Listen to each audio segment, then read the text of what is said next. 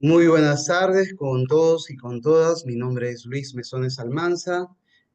Quiero en primer lugar hacer extensivo el saludo de nuestra directora general, la señora Jimena Pinto Lafuente, quien se disculpa por no encontrarse de comisión de servicios.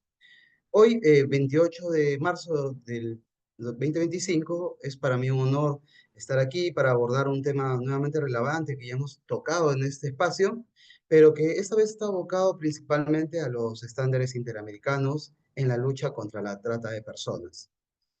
Antes de empezar con nuestro importante evento, queremos informarles que no es necesario registrar su asistencia en el chat, ya que la plataforma de Zoom registra el tiempo de permanencia en la sala.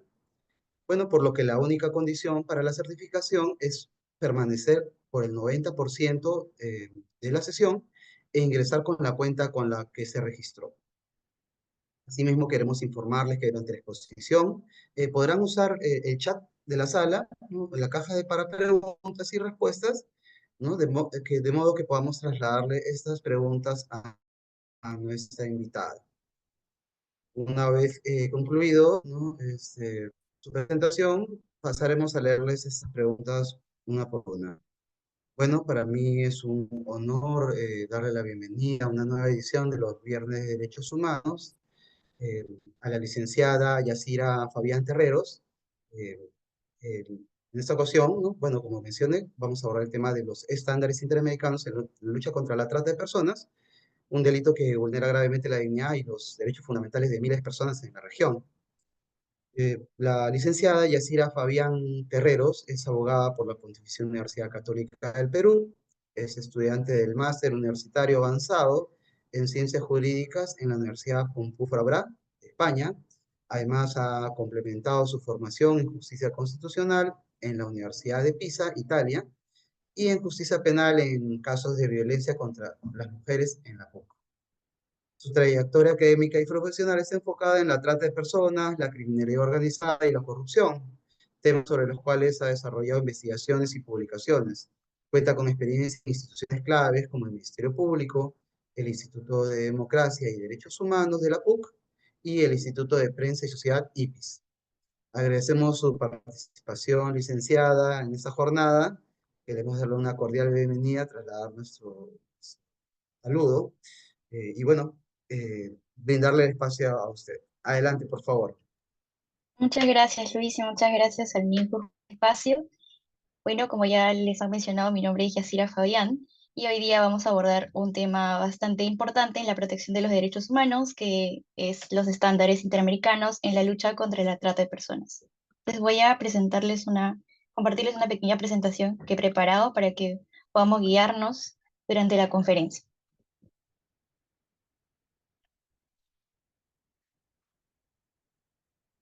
Bueno, eh, ya sabemos que la trata de personas es un delito grave que afecta a millones, ¿no?, de personas en el mundo y que incluye o abarca finalidades de explotación, tales como la explotación sexual, la explotación laboral, la adopción ilegal, la extracción de órganos y otras formas análogas de explotación, ¿no? Y en ese contexto, el sistema interamericano de derechos humanos ha tenido un papel clave en la protección de las víctimas de trata. Y esto lo ha estableciendo estándares jurídicos que los estados deben seguir para prevenir, investigar, sancionar y reparar este delito, ¿no?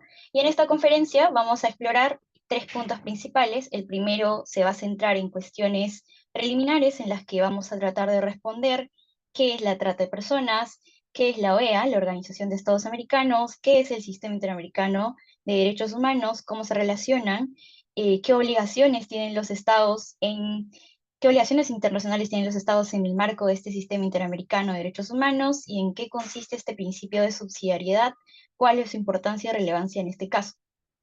El segundo punto que vamos a abordar vamos a responder la pregunta de cuáles son los hitos en el abordaje de la trata de personas que he realizado en el marco del Sistema Interamericano de Derechos Humanos, y para esto nos vamos a centrar en la jurisprudencia de la Corte Interamericana de Derechos Humanos, especialmente en dos sentencias debido a la limitación del tiempo, ¿no? Y finalmente, vamos a responder la pregunta principal de la conferencia de cuáles son los estándares internacionales que tienen los estados, que deben cumplir los estados en materia de trata de personas en el marco de este sistema interamericano de derechos humanos. Entonces, comencemos con la primera cuestión preliminar, que va a buscar responder qué es la trata de personas, ¿no? Y para ello nos vamos a remitir al protocolo de Palermo, ¿no? Cuyo nombre largo viene a ser este protocolo para prevenir, reprimir y sancionar la trata de personas, especialmente mujeres y niños, ¿no? Que, como ya les he mencionado, es conocido como el protocolo de Palermo, es un instrumento que se ubica en el Sistema Universal de Derechos Humanos y que complementa a la Convención de las Naciones Unidas contra la Delincuencia Organizada Transnacional, ¿no? ¿Y por qué nos remitimos al Sistema Universal de Derechos Humanos si estamos viendo el sistema interamericano? Esto se debe, como lo vamos a ver más adelante, porque la Corte H adopta esta definición que nos brinda el protocolo de Palermo, ¿no? Y de nuevo, como les comento, lo vamos a analizar más adelante. Entonces veamos esta definición que nos brinda el protocolo de Palermo. Es largo, como pueden ver, pero se puede disgregar en tres elementos: en un elemento de las acciones, un elemento de medios y un elemento de fines, ¿no? Y en ese sentido, la trata de personas se puede definir en la captación, el transporte, traslado, la acogida, la recepción de una persona, haciendo uso de cualquiera de estos medios, eh, y con la finalidad de seguir cualquiera de estos objetivos que estamos viendo ahí, que está plasmado de una manera tal vez no concisa, pero ahí está, ¿no? Y bueno, hay que hacer dos aclaraciones sobre esta definición. La primera, que como ya ustedes deben saber, para que decidir si estamos ante un caso de trata o no, no es necesario que se realicen todas estas acciones que vemos ahí listadas, hasta con que se dé una, para poder entrar a analizar el delito, ¿no? Lo mismo se aplica para los medios y los fines, ¿no? No se tienen que presentar todos los medios y tampoco todos los fines. La segunda aclaración viene a ser que estos tres elementos son exigibles solo para los casos de víctimas mayores de edad, no para los casos de víctimas menores de edad, en cuyo caso solamente se va a exigir el elemento de las acciones y los fines. ¿Y esto a qué se debe? Porque, como han visto anteriormente, el protocolo nos dice que, bueno, no va a ser exigible en el caso de los menores de edad, por lo tanto, el consentimiento que puedan brindar va a carecer de validez jurídica, ¿no? ¿Y qué entendemos por menores de edad? El protocolo también es claro, nos dice que serán todas las personas menores de 18 años. ¿Qué es lo que dice nuestra normativa nacional? Bueno, también sigue estos tres elementos que nos plantea el protocolo de Palermo, con algunas particularidades. Por ejemplo, ahí también tenemos la conducta de retener, ¿no? Los fines también prácticamente los mismos, los medios también.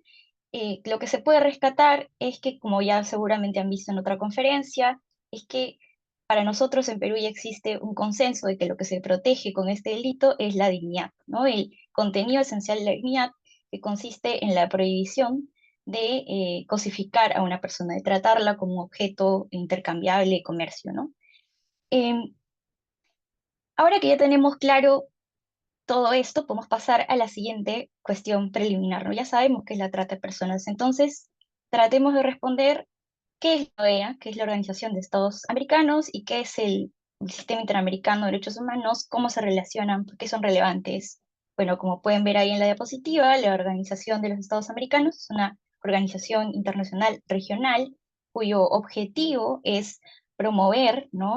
Proteger la democracia, la paz, la seguridad, consolidarla, ¿no? Y el desarrollo todo este desarrollo en el continente americano.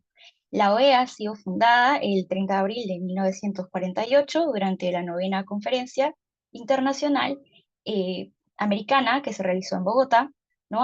Y esta ha sido fundada a través de un documento conocido como la Carta de la OEA, ¿no? Y así en 1951 la OEA comenzó a funcionar plenamente en la que vendría a ser su sede, Washington, D.C., en Estados Unidos, ¿no? Y ahora bien, ¿qué es el Sistema Interamericano de Derechos Humanos? ¿Cómo se relaciona con la OEA?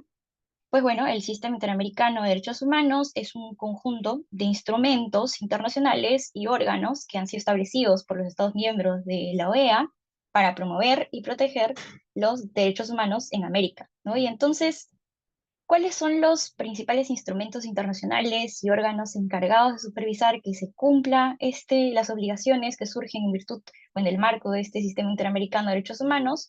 Pues bueno, en cuanto a instrumentos internacionales, eh, a efectos de esta conferencia nos vamos a centrar en la Convención Americana de Derechos Humanos, que es el principal, bueno, aparte de la Carta de la OEA y la Declaración, es el principal tratado regional, ¿no?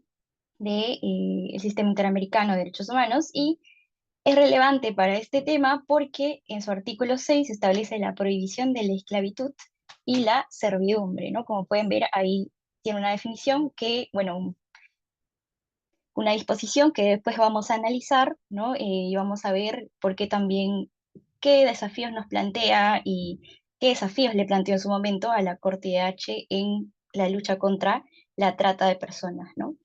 Y en cuanto a los principales órganos que componen el Sistema Interamericano de Derechos Humanos, pues podemos mencionar, vamos a mencionar, y durante toda la exposición, a la Comisión Interamericana de Derechos Humanos, a la que vamos a llamar CIDH, y a la Corte Interamericana de Derechos Humanos, a la que llamamos Corte IDH, ¿no? La CIDH es el órgano encargado de promover, supervisar el respeto, la garantía de los derechos humanos en la región, ¿no? Y en ese sentido, la CIDH, perdón, la comisión, tiene la capacidad de recibir denuncias individuales o colectivas sobre violaciones de derechos humanos, realizar, puede realizar visitas para observar algunas situaciones en particular, específicas, y también puede realizar recomendaciones a los estados.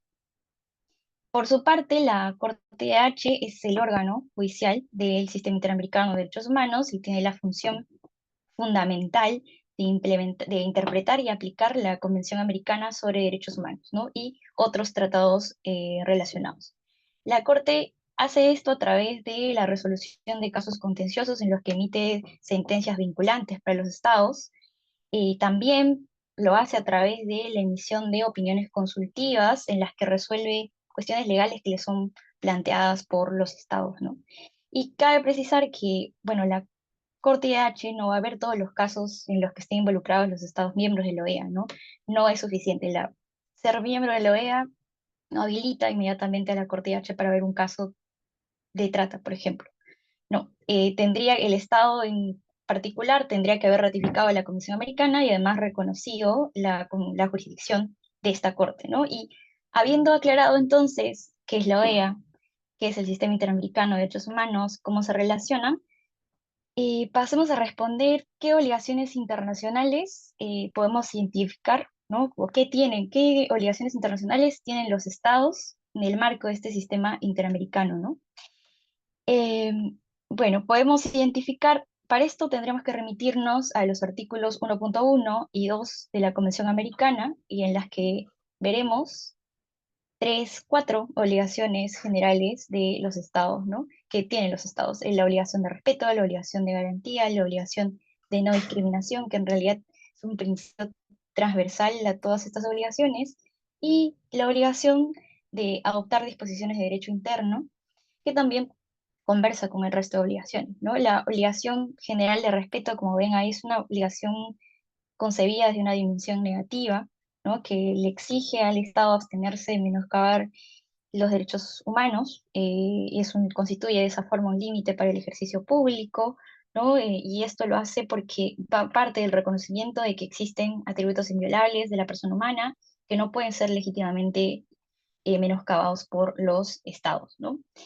Eh, ¿En qué consiste la obligación general de garantía? Bueno, esta es una obligación más compleja y que es fundamental, no la única, pero es fundamental en los casos que vamos a abordar de trata de personas, ¿no? El- Esta obligación implica que el Estado organice todo su aparato gubernamental y en general todas las instituciones en las que se manifieste el ejercicio del poder público, de tal manera de que el Estado sea capaz de asegurar el libre y pleno ejercicio de los derechos humanos. Y como consecuencia de esta obligación, el Estado tiene que cumplir con los siguientes deberes, ¿no? El deber de prevenir, el deber de investigar y sancionar y el deber de reparar, que más adelante vamos a ver, pero aterrizándolos a los casos de trata de personas, ¿no?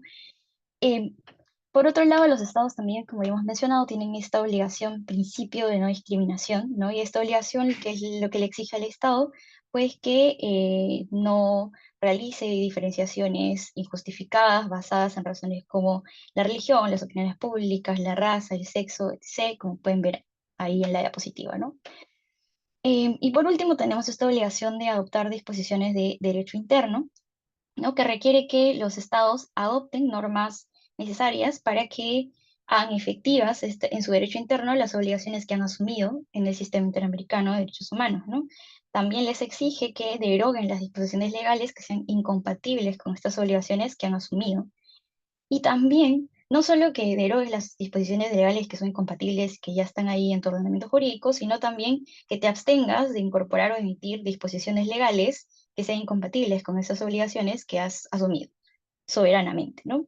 Por ejemplo, podemos mencionar abstenerse de emitir leyes de amnistía en casos de graves violaciones de derechos humanos. Habiendo aclarado qué obligaciones tienen los estados en el marco del sistema interamericano de derechos humanos, ya podemos pasar a nuestra última cuestión preliminar, que sería el principio de subsidiariedad y, bueno, el tema del agotamiento de los recursos internos. ¿Por qué es importante recordar esto? Bueno, primero, tengamos en cuenta que la física principal de los sistemas de protección de derechos humanos es que son subsidiarios a a la protección que nos puedan brindar los estados, ¿no? Esto implica que para recurrir a estos sistemas, incluyendo al sistema interamericano de derechos humanos, primero se deben agotar los recursos internos de los estados, ¿no? Los recursos que nos brindan para poder tutelar nuestros derechos. Salvo algunas excepciones que pueden ahí ver en las diapositivas, en la diapositiva, y bueno, esta subsidiariedad le permite a a los estados que tengan la oportunidad de corregir violaciones a los derechos humanos a nivel interno antes de que sean sometidos al escrutinio internacional. De esta forma, o en otras palabras, el sistema de protección de derechos humanos no reemplaza los mecanismos de protección que nos brindan los estados, sino que los complementa. Bueno, ya habiendo aclarado nuestras cuestiones preliminares, ya podemos pasar a responder esta pregunta de cuáles son los hitos en el abordaje de la trata de personas en el sistema interamericano de derechos humanos, ¿no? Y aquí nos vamos a centrar en dos sentencias fundamentales que se dan en el caso de trabajadores de la Hacienda Brasil Verde versus Brasil de 2016 y el caso Ramírez Escobar y otros versus Guatemala del 2018. Estas sentencias son relevantes porque en cierta medida, una más que otra, va a abordar la trata de personas de manera específica, ¿no? O nos van a dar detalles sobre la trata. El caso de los trabajadores de la Hacienda Brasil Verde versus Brasil, ¿no? ¿Qué pasa en este caso? Bueno, tenemos a la Hacienda Brasil Verde, que atraía a trabajadores de estados vecinos mediante engaños, les hacía creer que bueno, iban a recibir sueldos atractivos y que tendrían buenas condiciones laborales. Sin embargo, ello no era así. En realidad, los trabajadores eran sometidos a malas condiciones de alojamiento, recibían alimentación insuficiente y de mala calidad, trabajaban jornadas de 12 horas a más, eh, el sueldo que iban a recibir estaba sometido o condicionado a que a cumplir una meta que era muy difícil de alcanzar y por lo tanto muchas veces se quedaban sin sueldo. Eh, Estaban sometidos a las órdenes y amenazas de los encargados, descansaban solo los domingos, si se enfermaban no les brindaban atención médica, y si es que les daban medicamentos, se los restaban del sueldo que podían obtener, ¿no? Y a pesar de que existían denuncias y se abrió una investigación, Brasil, o el Estado, Brasil, ¿no? El proceso que se abre en Brasil es sometido o pasa por extensas dilaciones injustificadas, ¿no? Y este caso, de esa forma, llega hasta la Corte Interamericana de Derechos Humanos y ahí la Corte ejerce su jurisdicción contenciosa en relación a este artículo 6 que hemos visto de la Convención Americana sobre Derechos Humanos, ¿no? Eh, en corto, la Corte Interamericana encuentra responsable internacionalmente a Brasil, ¿no? Entre otros, en relación al artículo, por una vulneración al del artículo 6 de la Convención, ¿no? Pero lo fundamental de de esta sentencia es que, a ver, no sé si acá les he puesto, pero bueno, ¿qué es lo fundamental de esta sentencia? Es que bueno, sí, ahí está, como ustedes pueden ver, el artículo 6, ¿qué es lo que nos dice, no? Nos establece la prohibición de esclavitud y la servidumbre. Nadie puede ser sometido a esclavitud o servidumbre, y tanto estas como la trata de esclavos, trata de mujeres están prohibidas en todas sus formas. Como pueden ver, este artículo no menciona expresamente a la trata de personas, ¿no? Entonces, la Corte Interamericana de Derechos Humanos se ve en este desafío de qué hago, ¿verdad? Porque no tenemos expresamente ahí una prohibición de la trata de personas. Entonces, para ello, la Corte recurre a dos argumentos. Primero, señala que la Convención Americana sobre Derechos Humanos es, en tanto es un instrumento, un tratado de derechos humanos, es un instrumento vivo, es decir, que tiene que ser interpretado de conformidad con las condiciones actuales de la sociedad, ¿no? Que no se puede quedar en letra muerta. Eh, ¿Qué significa esto entonces? Que se tiene que incluir a la trata de personas, ¿no? Y esto va de la mano con una interpretación pro homine, ¿no? Una interpretación que amplía la investigación, que amplía la protección para los seres humanos, ¿no? Y la segunda, bueno, el segundo argumento, no tanto argumento, pero la segunda decisión que toma la Corte de IDH es la de adoptar la definición del protocolo de Palermo, ¿no? Y como ya hemos visto, antes de esta definición, le da a la trata de personas tres elementos, ¿no? La acción, los medios y los fines, con la particularidad de que en el caso de los menores de edad, pues solamente tendremos dos elementos, las acciones y los fines, ¿no? Esta sentencia entonces nos deja claro cuál es la definición de trata de personas que vamos a manejar en el sistema interamericano de derechos humanos. Pasemos entonces al caso Ramírez Escobar y otros versus Guatemala, ¿no? Y aquí tenemos el caso de tres niños que fueron sustraídos de sus familias y entregados en adopción internacional por familias de Estados Unidos, ¿no? Y en todos estos casos, las familias no habían brindado un consentimiento informado para esas adopciones, y los niños fueron separados de su familia también, sin que se sigan los procedimientos legales establecidos para ello.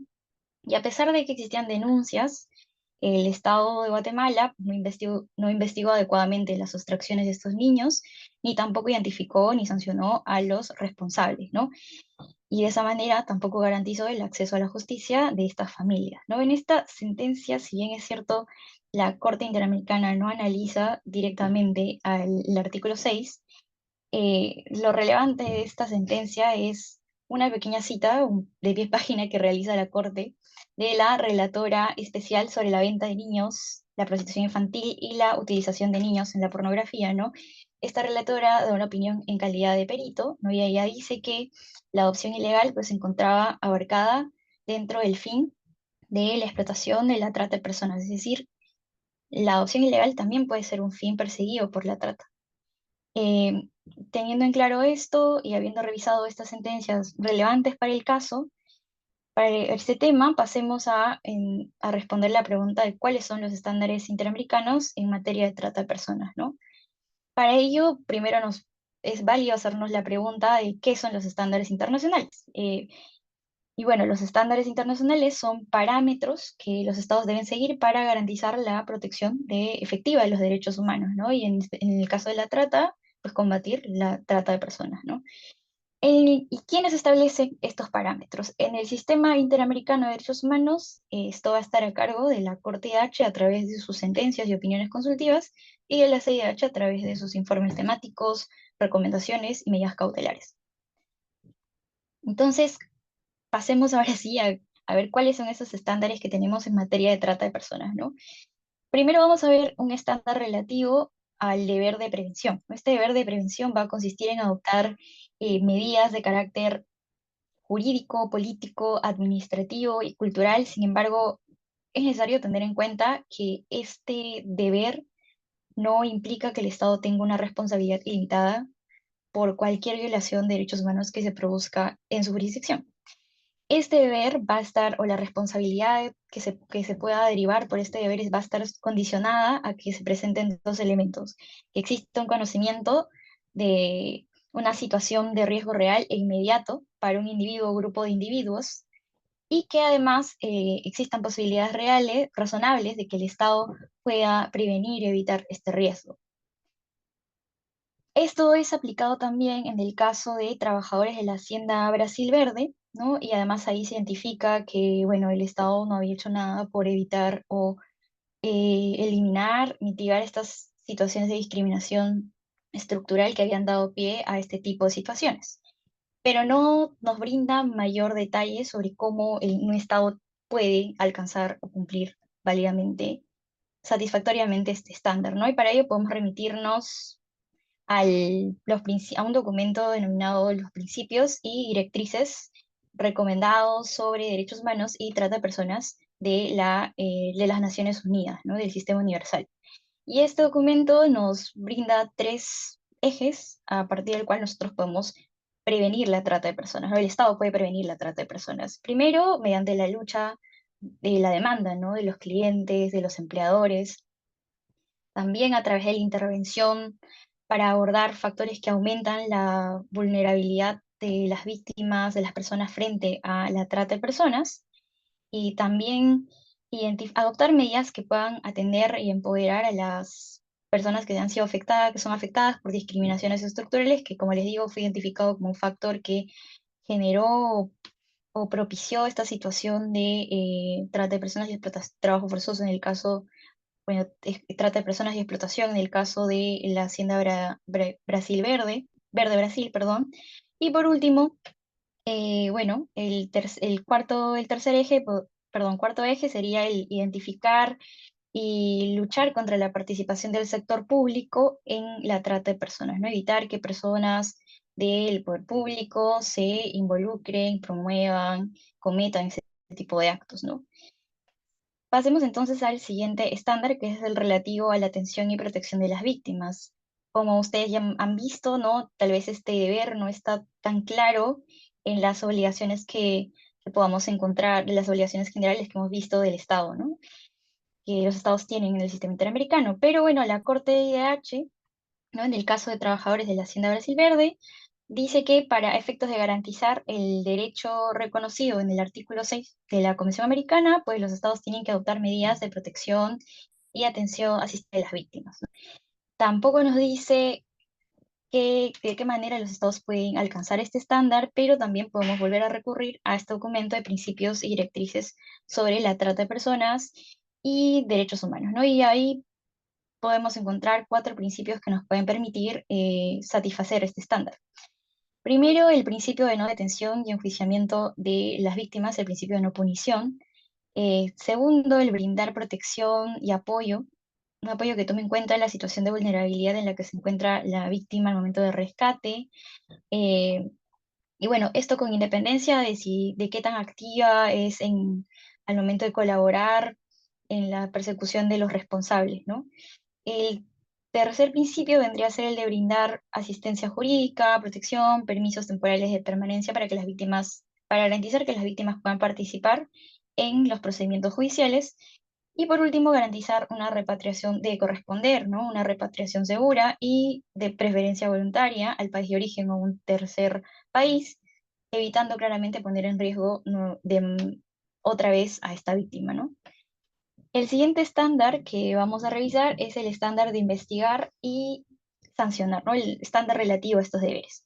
El deber de investigar, pues exige que ante violaciones de derechos humanos, las autoridades correspondientes de los estados inicien de oficio y de manera inmediata, sin dilación, una investigación que sea seria, que sea imparcial y además efectiva, ¿no? Esta investigación tiene que ser realizada a través de todos los medios legales que estén disponibles en el Estado para determinar qué sucedió, cuáles fueron los hechos y para que se pueda se pueda llevar a cabo un juicio, ¿no? Eso también va de la mano con el deber de sancionar, el cual exige que los estados procesen y de corresponder sancionen, ¿no? A todos los responsables de una violación de derechos humanos. En el caso de la Hacienda Brasil Verde versus Brasil, ¿no? La Corte sostuvo que para satisfacer estos deberes es necesario que existan procedimientos adecuados para que se puedan interponer denuncias y que cuando se interpongan estas denuncias, que la consecuencia necesaria sea que se abran investigaciones a las primeras horas. También la Corte IH hace una precisión, ¿no? Que cuando los estados tengan conocimiento de que existe un acto que constituya trata de personas, explotación, y los estados van a tener que iniciar investigaciones de oficio, o sea, no tienen que esperar a que llegue una denuncia. Y esto le lleva también a la Corte IH a citar a jurisprudencia del Tribunal Europeo de Derechos Humanos. Esto es el caso de Rancep versus Chipre y Rusia, y Siliadin versus Francia, ¿no? Donde se resalta que los estados tienen una obligación positiva, porque ahí se habla de obligaciones positivas y negativas netamente, una obligación positiva de penalizar e investigar cualquier acto que esté dirigido a mantener a una persona en una situación como de trata o de explotación, y que esto no debe depender de que exista o no una denuncia. Eh, ¿Qué desafíos podemos ver en este estándar? Es que, bueno, puede existir dificultades para aplicar los delitos, que se supedite la protección a que se cumple un parámetro de víctima ideal, pero bueno, en cuanto al primer desafío, creo que es importante que el desarrollo de la jurisprudencia, la doctrina. En Perú creo que es relevante mencionar que se han emitido dos acuerdos plenarios sobre trata de personas, en los que se ha establecido muy bien las diferencias en algunas conductas de la trata de personas, se haya establecido cuál es el bien jurídico que protege la trata de personas y sus formas de explotación, lo que además permite una interpretación adecuada de estos delitos, entre otros detalles más. Y bueno, pasemos al penúltimo estándar, que esto es relativo al deber de reparar, ¿no? Este deber de reparar le exige a los estados que le brinden a las víctimas una reparación proporcional, plena y efectiva, ¿no? Teniendo en cuenta las circunstancias y la gravedad de cada caso. Esta reparación puede tomar la forma de una restitución, una indemnización, una satisfacción o garantías de no repetición, ¿no? Y la restitución puede constituye en el restablecimiento de la situación que existía antes de la comisión del ilícito, lo que es difícil en los casos de trata de personas.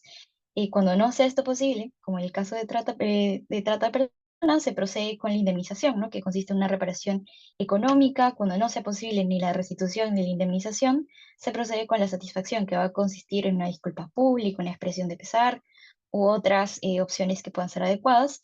Y finalmente las garantías de no repetición, que van a consistir en medidas que debe tomar el Estado para evitar que estas violaciones de derechos humanos que ya sucedieron no se repitan, ¿no? Este aspecto tampoco ha sido desarrollado por el Sistema Interamericano de Derechos Humanos en materia de trata de personas, pero bueno, puede ser un desafío que se va a tener que superar en los próximos años, ¿no? Y finalmente, el último estándar es el relativo a la obligación de adoptar disposiciones de derecho interno, ¿no? Esto es importante también en el caso de trabajadores de la Hacienda Brasil Verde versus Brasil, porque ahí la Corte dice que los estados, claro, deben eliminar toda legislación que tolere o legalice situaciones de trata, de explotación, y que además debe tipificar penalmente estas figuras, ¿no? Hacer lo contrario, de nuevo, equivaldría a crear o emitir normas que sean contrarias a las obligaciones internacionales que ha asumido el Estado, y específicamente en relación al artículo 6 de la Convención sobre Derechos Humanos, ¿no? Y con esto finalizamos la exposición y podemos abrir la ronda de preguntas.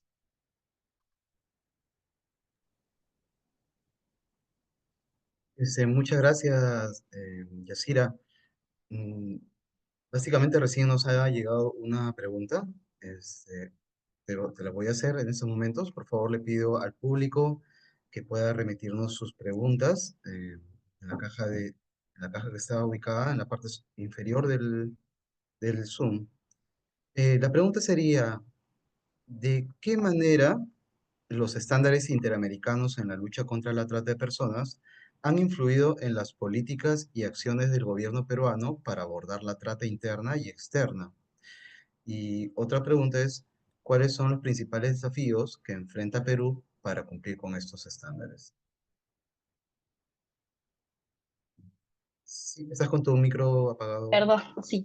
Sobre la primera pregunta, a ver, estos estándares, especialmente hay que rescatar primero que la Corte IDH, como les mencioné en uno de los casos, asume o adopta la definición del Protocolo de Palermo, ¿no?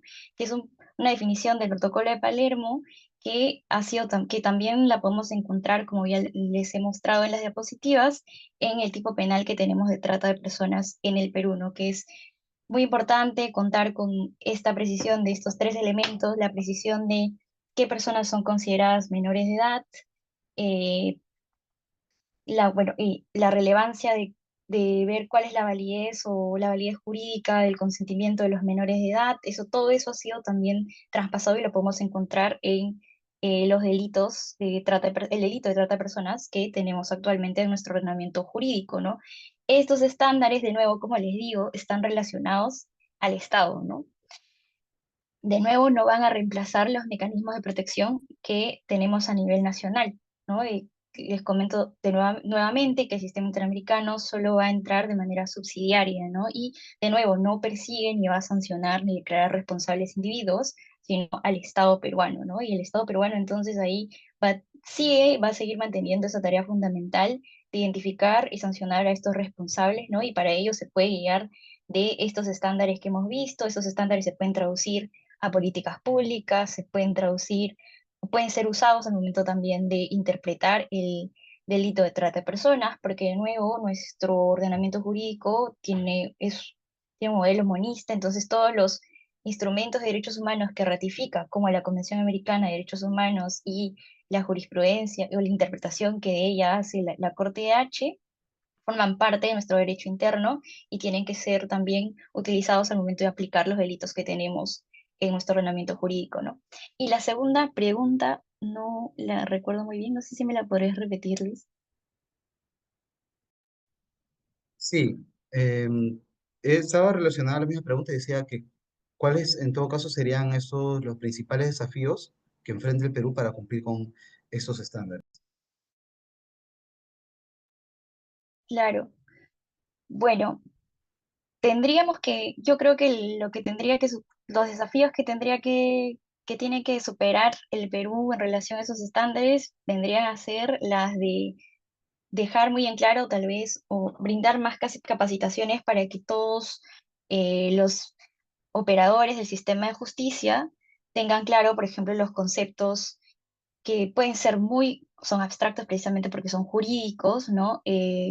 Conceptos que forman parte del delito de trata de personas, de los delitos de todas las formas de explotación, porque ya tenemos un delito de explotación sexual, un delito para la explotación laboral, que puede ser trabajo forzoso, servidumbre, etc.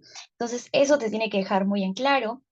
eh, También tal difundir más, es una tarea que creo que ha venido haciendo también la OIT, el IEPUC, difundir eh, estos acuerdos plenarios que han sido tomados ya por los órganos judiciales de nuestro país sobre lineamientos que se tienen que seguir para interpretar el delito de trata de personas y sus formas de explotación, ¿no? Por ejemplo, existía mucho este problema de diferenciar el traslado y el transporte, y eso es algo que ya se ha respondido y se ha dejado claro en, eh, en el último acuerdo plenario del 2023.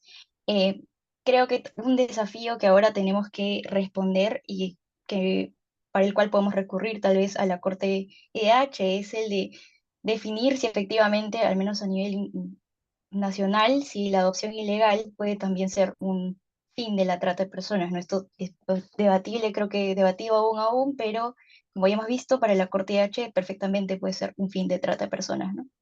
No sé si eso quedó claro, si hay más preguntas.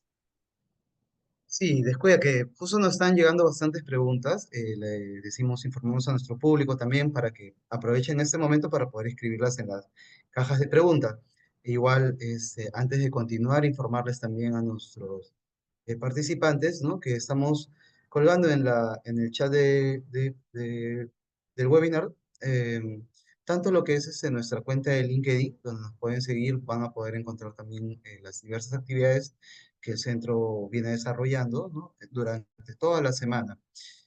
Asimismo, mencionarles que también hemos colgado el link de nuestro grupo de WhatsApp, el cual ya es el segundo grupo, ¿no? Les pedimos por favor que aquellas personas que no se encuentren en este primer grupo puedan inscribirse en este, para poder igual, ¿no? Seguir también con nuestras conferencias de los días viernes. Ok, entonces, Yacira, paso a preguntarte lo siguiente, dice. ¿Consideras que existe una adecuada rehabilitación de trata de personas, se refiere a las víctimas, ¿no? De acuerdo a los estándares interamericanos? Como les comento, como lo comenté en la conferencia, ese es un estándar que no ha sido desarrollado plenamente, pero de nuevo es un desafío que se tiene que superar. Y lo ideal sería que, claro, que por ejemplo se tome en cuenta mucho el tema de la rehabilitación, porque digamos que el delito de trata de personas y también es válido para sus formas de explotación, es un delito grave, ¿no? Grave por sus efectos y grave por el impacto que también tienen las víctimas, ¿no? Entonces es importante y creo que el Estado, al menos en sus políticas públicas, las ha incorporado, ¿no? Darle un seguimiento a las víctimas. Ahora habría que ver si este seguimiento que se les brinda, este acompañamiento que se les brinda en términos de reparación, rehabilitación, es efectivo, ¿no? Pero sí tendría que incorporarse y tal vez ya en un futuro la Corte H va a tener la posibilidad o la oportunidad de poder pronunciarse sobre este tema y llenar este vacío que actualmente ha dejado. Pero bueno, como les digo, tampoco es que la Corte H prueba probar tranquilamente lo puede también. Si a alguien se lo presenta en plan de opinión consultiva, también podría desarrollarlo por ahí, pero creo que la oportunidad perfecta es que le llegue una sentencia, ¿no? Porque digo un caso, porque las sentencias, como les digo nuevamente, tienen un efecto vinculante para los estados, ¿no? Y una fuerza mucho más, tiene mucha más fuerza y ejerce mucha más presión para los estados en ese aspecto. Sí, continuamos entonces con la rueda de preguntas y creo que esta pregunta también va, ¿no? En todo caso, sobre lo que vas mencionando, dice, una pregunta de aplicación, dice. ¿Qué se está haciendo en nuestro país para combatir la trata de personas o para prevenir de forma activa la trata de personas?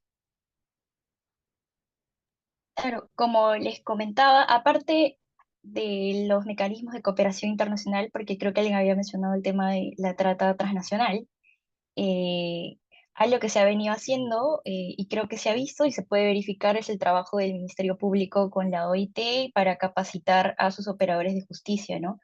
Porque de nuevo es muy importante que los operadores de justicia tengan claros cuáles son los conceptos que cuáles son los elementos que pueden llegar a configurar el delito de trata de personas, cuáles son los elementos que pueden configurar los delitos de explotación, qué concurso se da, cómo los diferenciamos, por ejemplo, del tráfico ilícito de migrantes, cómo diferenciamos, en qué momento podemos llegar a diferenciar entre la prostitución, que es un ejercicio consentido de una persona adulta para brindar servicios sexuales, de una situación de explotación sexual, por ejemplo, ¿no? Todo eso se ha venido trabajando a través de capacitaciones y a través de la difusión de los acuerdos plenarios que se han tomado.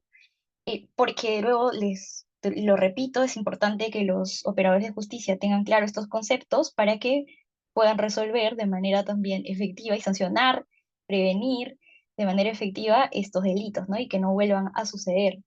Eh, yo sé que parece a veces tal vez no súper importante, pero sí lo es cuando por ahí vemos alguna que otra sentencia que, por ejemplo, a pesar de que ya se haya reconocido que el bien jurídico protegido es la dignidad, hace referencia a otros bienes jurídicos, por ejemplo, como la libertad ambulatoria, que ya se ha dicho que no, porque es cierto, si uno toma la libertad ambulatoria como el bien jurídico de la trata de personas, puede dejar muchos espacios de impunidad en casos en los que las víctimas, por ejemplo, no están encerradas físicamente en un lugar, pero todos sus movimientos están plenamente controlados, ¿no? Entonces, todos estos conceptos que les voy mencionando y que seguramente el Minjus lo va a tratar en otras conferencias, eh, tienen que tener, no solo nosotros los tenemos que tener claro, no solo los académicos, los que estudian derecho, los interesados, sino principalmente, de nuevo, los operadores de justicia, el Ministerio Público, porque ellos son los que se encargan de, el Ministerio Público, de plantear el caso, llevar los medios de prueba y el Poder Judicial de tomar la decisión de si se acreditó o no se acreditó la existencia de este delito, ¿no? Muchas gracias. Continuamos con las preguntas. Informarles también que ya hemos publicado, ¿no? También en el webinar chat en nuestra evaluación de la ponencia. Igual podemos esperar todavía hasta el final, ¿no? Para que lo puedan completar. Continuamos en todo caso. Miren, van a una pregunta, dice, ¿las sentencias del Tribunal Europeo son vinculantes en el delito de trata de personas en el Perú? ¿En qué medida se puede participar? Claro, No, no son vinculantes para el Perú porque el Perú no forma parte del sistema europeo de derechos humanos, ¿no? Para esto, eh, ¿cuáles son los sistemas internacionales de protección de derechos humanos? Tenemos al sistema europeo, al sistema africano, al sistema interamericano y de manera global al sistema universal, ¿no? Pero no todos los estados pertenecen a todos estos sistemas, ¿no? El Perú en particular pertenece al sistema interamericano a partir de su pertenencia a la OEA y a su ratificación de la Convención Americana, y también al sistema universal porque forma parte de las Naciones Unidas, pero no del sistema europeo de derechos humanos. Pero, ¿por qué es relevante y por qué la Corte de H menciona estas sentencias?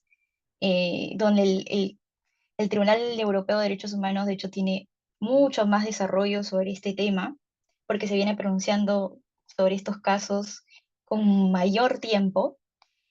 Pero, ¿por qué es relevante? Porque estas cortes tienen algo que se llama el diálogo interregional, ¿no? Estas cortes se comunican entre todas ellas porque lo que las une es, y porque su objetivo final es proteger los derechos humanos, y a lo que se aspira es que el estándar de protección de derechos humanos pues sea el mismo para todos, ¿no? Eso es a lo que se llega a aspirar, pero obviamente existen limitaciones fácticas porque, bueno, la soberanía de los estados no es absoluta, pero está ahí. Y entonces, los estados, en función soberanamente, se han sometido a un sistema interamericano, y han reconocido a la Corte Interamericana, pero no han reconocido al Tribunal Europeo. Entonces, ahí pueden existir estas limitaciones, pero por fenómenos como la globalización, estos diálogos interregionales son totalmente necesarios, ¿no? Porque imagínense que, no sé, por ejemplo, ¿no? Digamos que en Europa los estándares de protección de los derechos humanos sean súper altos, por ejemplo, que la protección para los trabajadores sea altísima,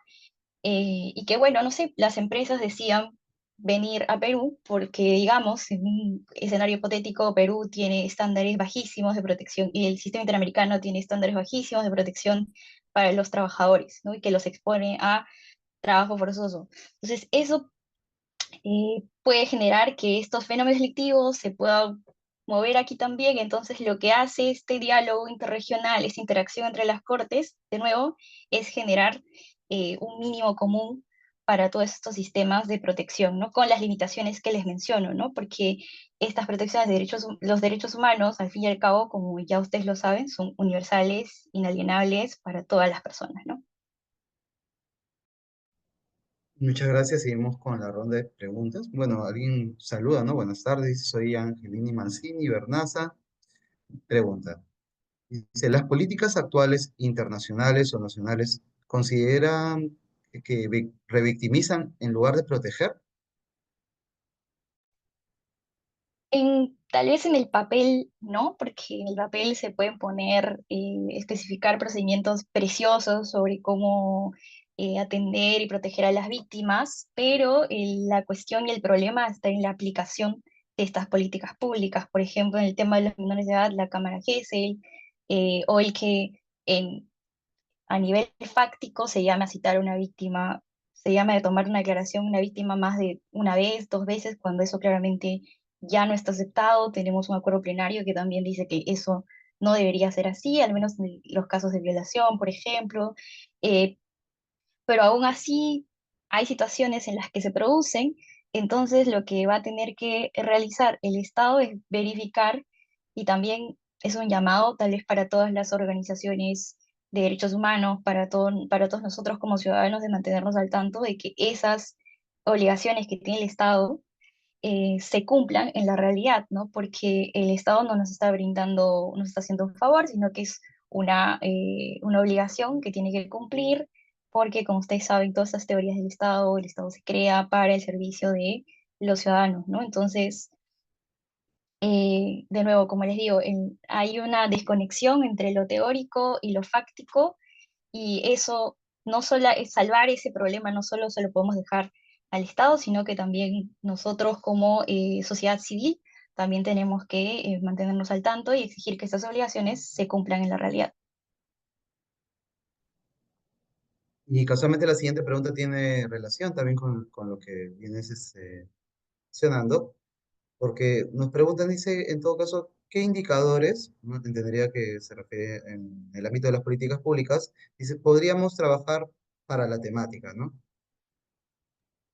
Claro, creo que como les había mencionado, estos principios, bueno, sí, lo empírico nunca se puede divorciar de las políticas públicas, etc. Todas las políticas públicas tienen que estar basadas en datos empíricos, cualitativos, ¿no? Y entonces yo creo que en lo que podríamos basarnos es ver, no solo, como de nuevo, estos deberes de investigación, sanción, no son deberes de resultados, sino de medios. Habría que ver cuántas denuncias realmente están teniendo como consecuencia correlativa la apertura de una investigación, sé cuántas denuncias, cuántas sentencias sancionatorias tenemos, ¿no?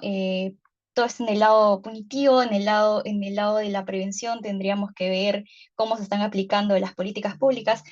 Y en este punto sería muy importante que estos informes que se presentan sobre el estado de la cuestión, cómo se van cumpliendo los objetivos planteados por estas políticas públicas, estén de manera oportuna al alcance de los ciudadanos para que se pueda hacer el seguimiento continuo de esto, ¿no? Porque también ahí tiene que haber transparencia y también rendición de cuentas, ¿no? No puede haber rendiciones de cuentas sin transparencia. Eh, pero de nuevo, todo eso también requiere de que el Estado invierta mucho más en sus sistemas, ¿no?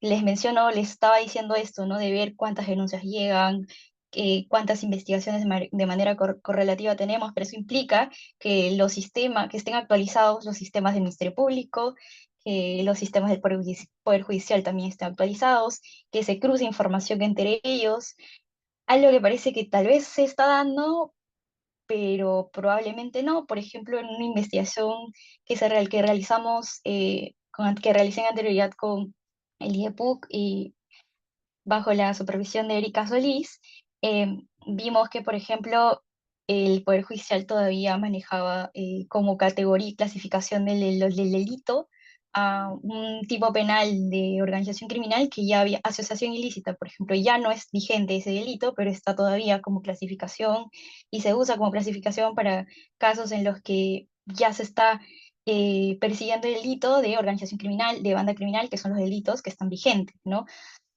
Todos esos problemas, de nuevo, por más que haya transparencia, va a generar va a generar muchas dificultades para la rendición de cuenta, para que también las estadísticas que el Estado genere sobre estos delitos se reflejen realmente con lo que tienen en realidad, ¿no? Pero, de nuevo, eso va a requerir inversión, compromiso de parte del Estado y de parte de la sociedad civil también, ¿no? Para mantenernos siempre al tanto de qué es lo que está pasando. Ok, muy bien, continuamos con las preguntas. Hacen la siguiente pregunta, dicen, ¿cuáles son las modalidades de trata de personas que se contemplan en el Código Penal? Bueno, modalidades de trata de personas, imagino que se refieren a qué finalidades pueden perseguir. Tenemos a la modalidad de trata de personas que persigue la finalidad de explotación sexual, a la trata de personas que persigue la finalidad de explotación laboral, y aquí podemos encontrar a la trata que persigue, por ejemplo, a la esclavitud, a la explotación laboral en sí misma, o puede perseguir a la servidumbre o al trabajo forzoso. También tenemos a la trata de personas que se persigue la extracción y el tráfico de órganos. Y bueno, algo que se está planteando ahora en la mesa, la trata de personas que persiga la adopción ilegal, ¿no? Son todas estas modalidades de trata de personas que podemos encontrar, ¿no? Y como les digo, esta trata de personas es un estadio previo a que estas finalidades se puedan cumplir, ¿no? Y el que no se cumplan estas finalidades no significa que no se pueda perseguir este delito, ¿no? Y la siguiente pregunta dice, en el caso de trata de personas, dice, la Fiscalía alega que las agraviadas tienen síndrome de Estocolmo. Según la pericia psicológica, precisa que no hay afectación psicológica. Entonces dice, como defensa del acusado, ¿Cómo refuto el síndrome de Estocolmo? ¿Me precisa los acuerdos plenarios de trata de personas? Claro, a ver, lo tengo acá en las diapositivas. Tenemos un acuerdo plenario del 2019, el 6/2019, y el acuerdo plenario del, creo que 4/2023. Y bueno, ahí lo que se ha hecho es que precisar cuáles son los criterios de interpretación del delito de trata de personas y de sus formas de explotación. Ahora, ¿cómo cuestionar este tipo de medios probatorios?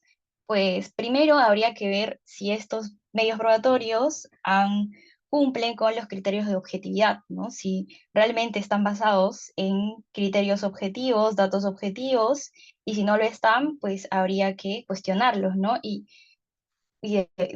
Al cuestionarlos, obviamente, también cuestionar su presencia y pertinencia al ingreso con la calidad de prueba a un juicio, ¿no?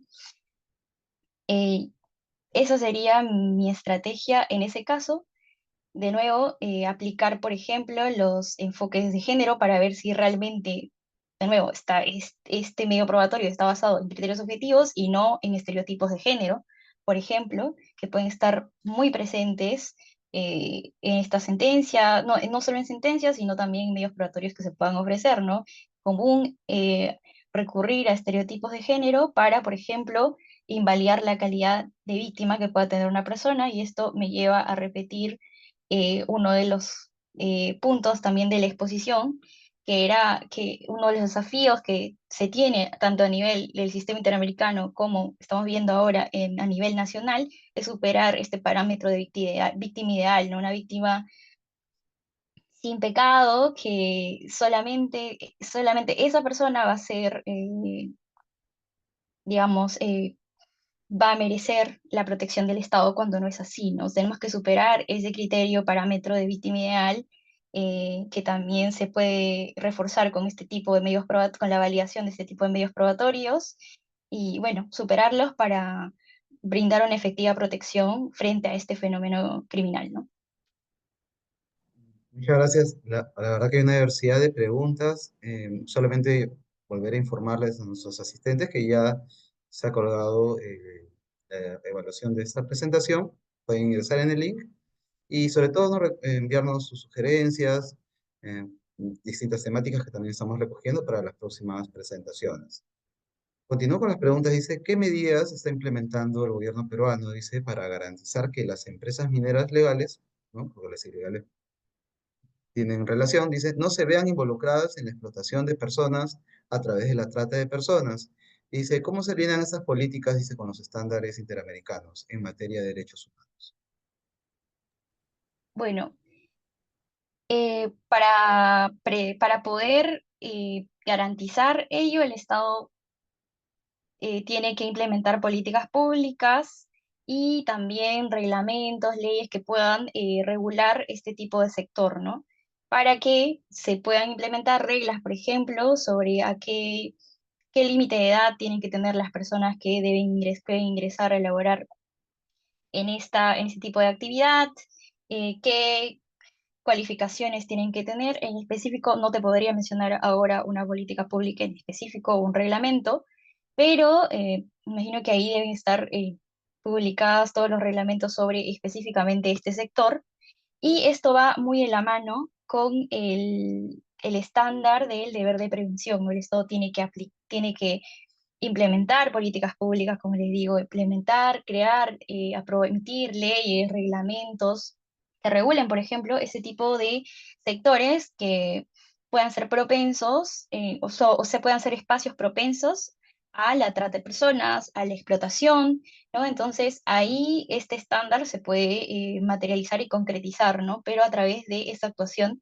del Estado y de sus operadores, que efectivamente verifiquen que estas políticas públicas, que estos reglamentos se estén cumpliendo, ¿no?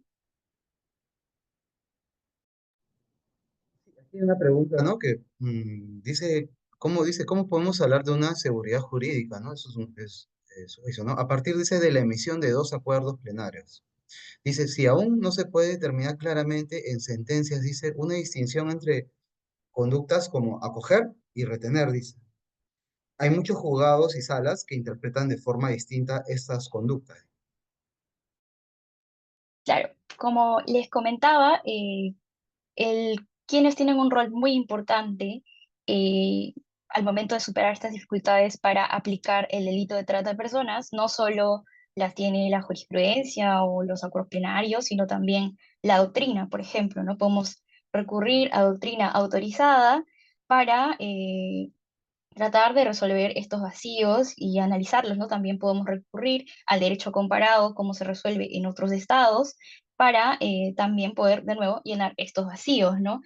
En la doctrina ya también hay propuestas para diferenciar entre el acoger y el retener. El retener implica pues mantener a la víctima en esa situación próxima a la explotación.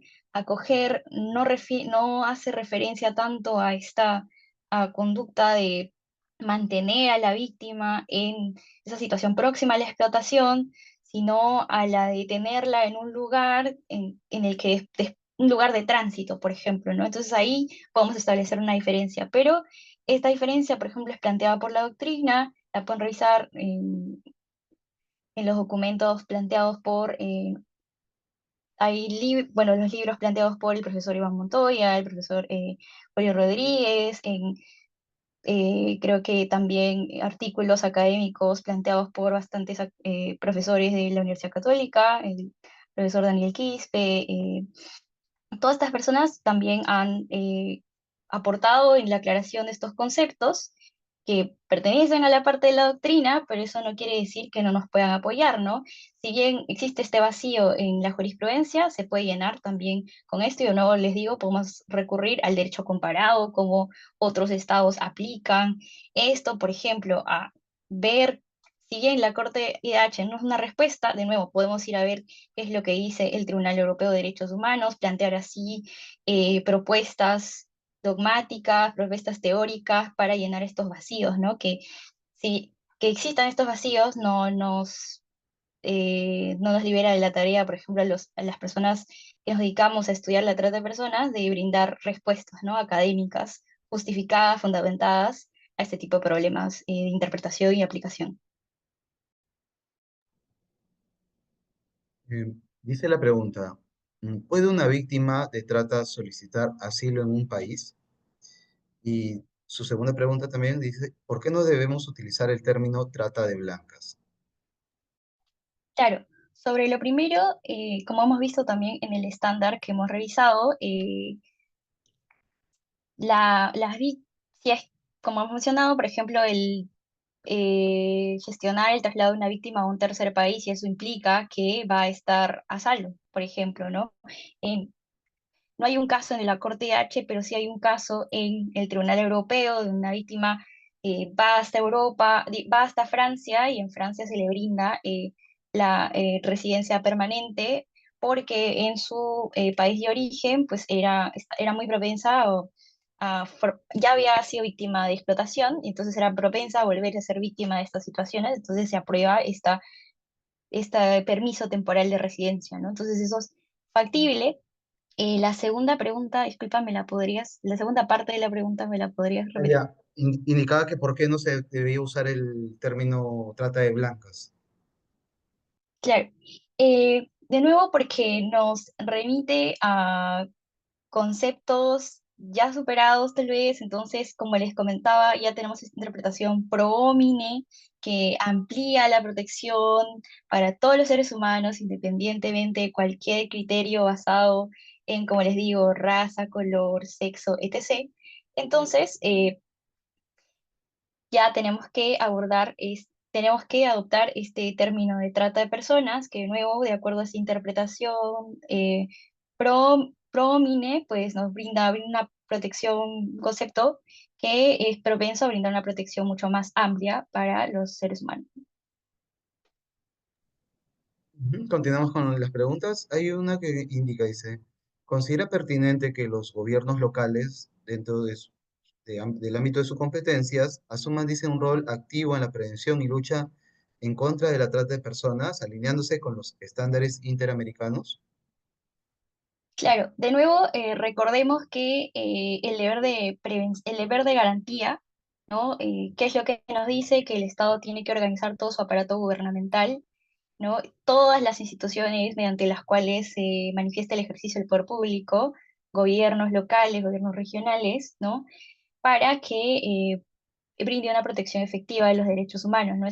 Y además también habría que recordar que nuestro Estado es un Estado descentralizado, ¿no? Que no centraliza el poder en el gobierno nacional, sino que también le brinda facultades al gobierno regional, al gobierno local, ¿no? Y esto significa que estas tareas de prevención de la lucha de las trata de personas también tiene que involucrar, y es perfectamente posible, que involucre dentro de sus facultades a estos gobiernos regionales y locales, ¿no? De hecho, sería lo ideal, porque de nuevo, o sea, traspasando estos conceptos de, por ejemplo, que se manejan en el Tribunal Europeo del margen de apreciación, es nadie mejor que la autoridad más cercana a esa sociedad para conocer cuáles son las necesidades de esa sociedad en particular, ¿no? Nadie mejor que el gobierno regional y que el gobierno local para saber cuáles son las necesidades de su región y de su localidad.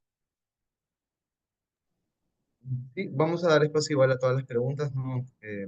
Acá hay una pregunta, ¿no? Tal vez por conocimiento de pregunta.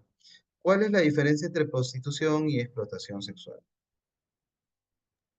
Bueno, la prostitución, como les dije, solamente puede darse en los casos de personas mayores de edad, ¿no? En las que no se presente ningún medio, ¿no? Por ejemplo, medio de coacción, medio fraudulento, medio de abuso de una situación de vulnerabilidad, abuso de una situación de poder, ¿no? Y esto, en consecuencia, significa que ningún menor de edad, sino una persona menor de 18 años, puede ejercer la prostitución.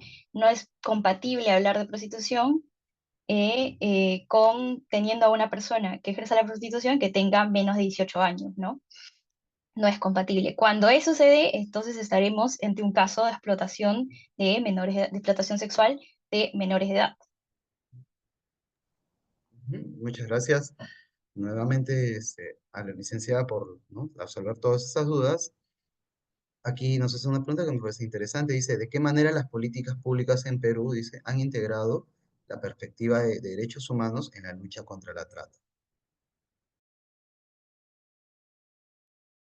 Claro, de nuevo, como les comento, todos estos estándares son implementados en las políticas públicas que tiene el Perú y es importante, de nuevo, entender a la trata de personas como una grave violación de derechos humanos, específicamente porque, de nuevo, como les comentaba, la trata de personas protege la dignidad, que es un derecho y un principio que básico para todo, para el sistema interamericano y también para nosotros, ¿no? Recordemos que nuestra Constitución dice que la finalidad principal del Estado es proteger los derechos y la dignidad de las personas, ¿no? Entonces, todos esos enfoques han sido integrados también en la lucha contra la trata de personas y este enfoque de derechos humanos también nos debería llevar a aplicar otros enfoques que van muy de la mano con esto, los enfoques de interseccionalidad, es decir, tener en cuenta que hay determinadas personas que sufren situaciones particulares de discriminación, ya sea porque en ellas concurren diversos factores de discriminación, puede ser por la situación económica, puede ser por la nacionalidad, puede ser por la religión, etc., ¿no? También el enfoque de género, que tendría que ver cuál es el impacto diferenciado de la trata de personas en mujeres, en varones, en niñas, niños, ¿no? Todo eso tiene que formar parte de también entender que el enfoque de derechos humanos tiene que ser aplicado al momento de interpretar, aplicar el delito de trata de personas, ¿no? Y perseguir este delito. Sí, mira, la siguiente pregunta dice, ¿cómo afecta, dice, en la lucha contra la trata de personas el hecho de que por falta de presupuesto económico adecuado, dice, exista una sobrecarga funcional de casos en las fiscalías especializadas en delito de trata de personas que les impide manifiestamente el poder avanzar con la debida diligencia en las investigaciones en curso? Aunado al hecho, dice que actualmente se ha incrementado el estándar probatorio para conseguir una real sanción penal a los integrantes de las organizaciones delictivas que se dedican a cometer este tipo de delitos. Claro, bueno, recordemos que, por ejemplo, Algo muy importante, una de las obligaciones internacionales que también tiene el Estado es la de brindarnos un recurso efectivo para la tutela de nuestros derechos humanos, ¿no? El no, ¿qué requiere también tener un recurso efectivo? Pues requiere que el Estado también brinde, que invierta en los aparatos de justicia que tienen que aplicar y responder a estos recursos que nos permiten tutelar nuestros derechos humanos, ¿no? Em, no sé si había una parte más de la pregunta, por favor, ¿podrías repetírmela? Luis, gracias. Porque sí siento, ay, tu audio está apagado. Sí, disculpa. Entonces decía, ¿no? Aunado a ello, actualmente dice, ha incrementado el estándar probatorio para conseguir una real sanción penal, dice, contra los integrantes de estas organizaciones delictivas. Claro, ahí habría que ver. Para esto, es bueno tomarse la tarea de, por ejemplo, revisar cuáles son los proyectos que se han presentado ante el Congreso y que han sido aprobados en el Congreso, cuál es el texto actual que se ha aprobado, cuáles han sido los argumentos que se han brindado. Algo que era bastante ausente era, por ejemplo, el data empírica y información o consensos con otras instituciones del Estado, y principalmente el Ministerio Público sobre, por ejemplo, el tema de los plazos, el tema de la prisión preventiva, por ejemplo, el caso de las organizaciones criminales, no había data empírica para realizar esas modificaciones, para justificar que esas modificaciones eran realmente necesarias, ¿no? Y lo que ha pasado, pues, es que al levantar innecesariamente los estándares de protección, estándares probatorios, lo que haces es generar un estado de indefensión, ¿no? Y eso ¿a qué se puede traducir? A tal vez un recurso ineficiente, ¿no? De nuevo, ¿esto a qué afecta? También afecta a una obligación internacional que tiene el Estado de brindarnos recursos eficientes para tutelar nuestros derechos, ¿no? Ok, continuamos con la siguiente pregunta. Dice, ¿se puede exigir un pronunciamiento célere, dice, ¿no? Al sistema interamericano o a la comisión, ha colocado, ¿no? Comisión Interamericana de Derechos Humanos en un caso, digamos, emblemático sobre trata de personas en un país miembro? Claro, para esto el sistema interamericano tiene las medidas cautelares, ¿no? Y es algo de lo que Perú no es ajeno. Tenemos casos en los que se han emitido medidas cautelares para evitar que se genere, para que, digamos, se vuelva inútil el objeto de recurrir a este sistema interamericano, ¿no? Si el daño ya se produce, si el daño que se busca prevenir se produce, el objetivo de que se brinde una sentencia, de que se busque brindar una protección que prevenga la materialización de este daño, pues desaparece, ¿no? Entonces, para eso, el sistema interamericano tiene estos mecanismos como en las medidas cautelares, pero un problema que, de nuevo, que todos los sistemas de protecciones de derechos humanos tienen que enfrentar es el que de una u otra manera también dependen del compromiso, que los estados tengan un compromiso de efectivamente cumplir con estas medidas cautelares que puedan conceder estos sistemas de protección de derechos humanos, ¿no? Este debate tan grande de un estado que soberanamente se somete o asume determinadas obligaciones, pero que después, por diversos motivos, tal vez no cumple a cabalidad con todas sus obligaciones. Creo que un ejemplo importante es lo que ha pasado ya no en el sistema interamericano de derechos humanos, pero en el marco del derecho internacional, del derecho penal internacional, con la sanción del primer ministro de Israel, ¿no? Por ejemplo, se ha brindado un arrest warrant, que es una orden de detención, pero los estados parte es que han firmado, ¿no? El Estatuto de la Corte Penal Internacional no lo están cumpliendo. Entonces, a pesar de que ya exista esta medida, no se está poniendo efectiva, ¿no? En la teoría existe y debería funcionar, pero de nuevo, también dependemos mucho de la voluntad y el compromiso que tengan los estados con los sistemas y las obligaciones, las obligaciones que han asumido, ¿no? Ok, muchas gracias. Seguimos recibiendo las preguntas. Solamente volverles a informar que, ¿no? Para aquellas personas que están preguntando por los links, ¿no?, de nuestro chat de WhatsApp, lo hemos vuelto a colgar. Asimismo, hemos vuelto a colgar también el link de nuestro LinkedIn del Centro de Estudios en Justicia y Derechos Humanos, donde ustedes pueden encontrar la diversa oferta académica que viene brindando el centro por toda la semana. Continuamos entonces con la pregunta. Dice, doctora, excelente ponencia. Dice, mi pregunta es, ¿de qué forma podría el Estado proteger a las señoritas que son víctimas de explotación sexual? Dice, si se sabe que son amenazadas y que por obvias razones dirían que hacen el trabajo sexual a voluntad. ¿Qué necesitaría el Estado para reinsertar a estas señoritas a la sociedad cuando psicológicamente están concientizadas en este tipo de labor? Claro, de nuevo acá es importante recordar este estándar que, como les digo, no es tan claro en las obligaciones generales que tiene el Estado, tiene los estados, ¿no? En el sistema interamericano, pero que es este estándar de brindar protección y asistencia a las víctimas, ¿no? Lo que los estados tienen que hacer es brindarle las medidas de seguridad a estas víctimas para que, bueno, o sea, para que la denuncia no se traduzca en un agravio para ellas, en una reprimenda para ellas. Entonces, estas son las medidas que tiene que activar el Estado, que tiene que primero preverlas y luego ponerlas en práctica, ¿no? A través de de todo su aparato gubernamental, en específico el Ministerio Público, el Poder Judicial, ¿no? El solicitar esta medida de seguridad y el que se brinde esta medida, efectivamente, esta medida de seguridad, ¿no?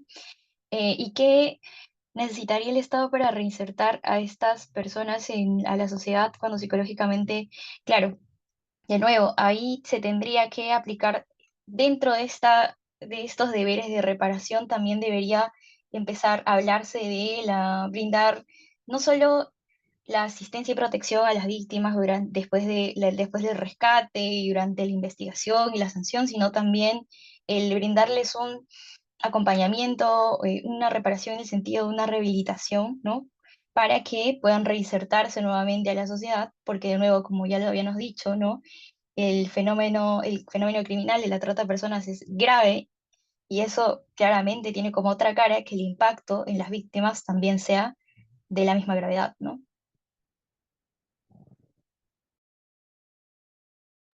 Perdón, muchas gracias. Informarles a nuestros asistentes que, tal como mencionamos al inicio de la conferencia, no hay necesidad de registrar su asistencia, ya que es la misma plataforma de Zoom quien se encarga de ver los ingresos y permanencias dentro de la sala. Informarles eso para que ¿no?, para que sepan. Eh, Nos hacen una pregunta, dicen, ¿los vientres de alquiler se consideran trata de personas de los que no han nacido? Un debate también increíble de este supuesto de los dientes del alquiler, la maternidad subrogada, ¿no? Y también el tema de la adopción ilegal, ¿no? Como finalidades de la trata de personas están de nuevo ahora siendo bastante analizados, ¿no? Y habría que ver cuáles van a ser los criterios que vamos a tener para que puedan ser considerados un fin de la trata, ¿no? Para esto hay que diferenciar que la adopción ilegal, el vientre de alquiler, la maternidad subrogada pueden ser las finalidades, es decir, no tienen que concretarse ya, es decir, tenemos que verificar el nacimiento ya o la adopción que la adopción se haya dado para decir que hay trata de personas. De nuevo, la trata de personas, y perdóname, voy a remitirme a un concepto jurídico que es un delito de peligro, es decir, no requiere que se verifique ya una lesión, ¿no? Es decir, por ejemplo, en las víctimas, sino se requiere verificar que exista pues este peligro, que se ponga en peligro el bien jurídico que ya sabemos que es la dignidad, ¿no? Y se pone en peligro a la dignidad cuando se capta, se traslada, se transporta, se acoge, se retiene, se recepciona a una víctima para que, para, no sé, someterle a los vientres de alquiler, para a un niño o niña, para después darlos en adopción de manera ilegal. Todo eso yo consideraría, pero mis posiciones que perfectamente pueden caber como fines de trata de personas, pero de nuevo es una tarea de la doctrina y la jurisprudencia desarrollar cuáles van a ser los criterios para diferenciarlos tal vez de supuestos válidos, supuestos jurídicamente válidos, ¿no? En el Perú no sabría darte una respuesta si ya estos bienes de alquileres son legales o ilegales, pero sí que, por ejemplo, en la Unión Europea no están permitidos, entonces no les brindan ningún tipo de protección. Y al no estar permitidos, perfectamente pueden ser fines de la trata de personas. Ok, y hemos llegado a la última pregunta. Y dice así, ¿no? ¿En qué parte del país existe más incidencia de trata de personas? Y si a nivel del sistema de justicia se vienen desarticulando, dice, estas organizaciones. Claro, voy a basar mi información en, por ejemplo, un estudio que ha realizado que realizó la OIT el año pasado sobre estos casos, analizando sentencias en temas de trata de personas y explotación. Y la región que más resaltaba era la de Madre de Dios, por ejemplo, ¿no? Entonces, en Madre de Dios había más incidencia de estos casos, habían más pronunciamientos también, lo que por ahí se puede compensar, pero de nuevo, el lado punitivo no puede ir solo, ¿no? Tiene que también venir acompañado del lado de la prevención, ¿no? Tendríamos que ver por qué, tampoco es tan una buena señal de que tengamos tantas sentencias en esta región, ¿no? Una buena señal sería que estas sentencias, este número de sentencias, este número de casos comiencen a reducirse, ¿no? Ahí tendríamos que ver si las medidas de prevención que está brindando el Estado o ha previsto el Estado, pues están realmente siendo eh, aplicadas, y si las está aplicando y no funcionan, pues habría que replantearlas, ¿no? Muchas gracias a nuestra expositora por, ¿no?, su brillante presentación, ¿no? Asimismo por haberse tomado todo el tiempo para poder contestar las diversas preguntas que han enviado a través de nuestro chat. Quería simplemente mencionarles, ¿no?, que ya hemos colgado la evaluación de esta presentación. Asimismo, mencionarles que dentro de los grupos de chat de WhatsApp venimos compartiendo con las presentaciones de los ponentes que se encuentren de acuerdo con ello. ¿Ok? Entonces, si ustedes desean acceder a estas presentaciones, pueden ingresar al grupo de WhatsApp que hemos colocado en el chat. Sin más que decirles, agradecer nuevamente a nuestra ponente por su presentación. Esperamos poder contar con usted en otra oportunidad. Y también finalmente agradecer, ¿no?, a todos nuestros asistentes que viernes a viernes vienen acompañándonos. Hemos podido tener también la sala llena con 1000 personas. Bueno, conmigo será hasta otra oportunidad. Que pasen un buen fin de semana. Hasta luego, doctora. Hasta luego, Luis, gracias. Gracias a todos los que han participado.